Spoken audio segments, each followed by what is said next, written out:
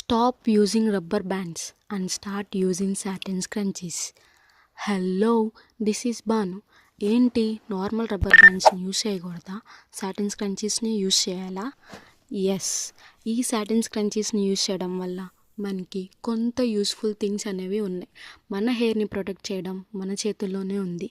ఈ సాటిన్ ఫ్యాబ్రిక్తో చేసిన స్క్రంచీస్ని యూస్ చేయడం వల్ల మన హెయిర్ అనేది డ్యామేజ్ అవ్వకుండా ప్రొటెక్ట్ చేస్తుంది అండ్ స్మూత్నిచ్చి ఫ్రిక్షన్ని రెడ్యూస్ చేస్తుంది.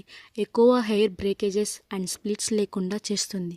ఈ సాటిన్ ఫ్యాబ్రిక్తో చేసిన స్క్రంచీస్ అనేవి హెయిర్ని హోల్డ్ చేసి స్మూత్ చేసి చిక్కు పడకుండా చేస్తుంది అండ్ మాయిశ్చరైజర్గా ఉంచుతుంది.